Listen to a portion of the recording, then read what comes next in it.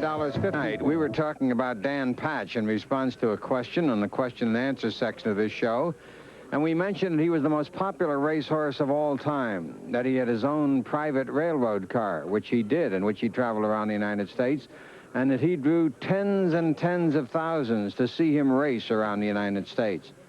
Some folks said, "You must be putting us on. You're kidding." Well, we were not kidding.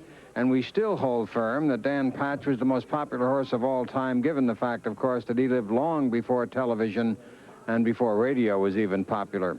But we would like to show you just a few more scenes of Dan Patch to show you exactly what we meant about Dan. First of all, here are the state records that he set and the states that he did it in. And you'll notice there are some that are not normally associated with racing. Tennessee, Connecticut, Nebraska, Alabama, Georgia, Texas, and Oklahoma, among others. As to the crowds we were talking about, here is a shot of a crowd of 63,000. You'll see the figure 103,000 at the Minnesota State Fair. He made 2 appearances in a week, 63,000 at one, 40,000 in another, and played to 250,000 in 4 appearances during the month of September back in 1905, I believe that was.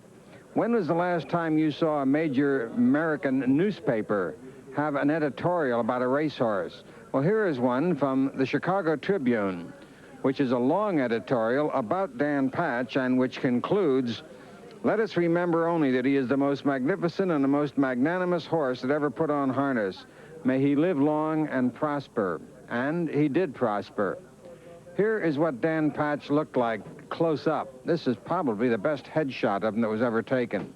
And firsthand, from those who saw him, we are told that this is the best confirmation shot that was taken of the horse. Here he is as a young horse. And here he is with his showman owner, M.W. Savage, driving him in Minneapolis. And finally, here he is as the pacing wonder, which he was. Dan Patch died in 1916. His owner, M.W. Savage, died the following day. And when those two left the scene, it closed a chapter on American racing that has not been surpassed by any racehorse of any breed since that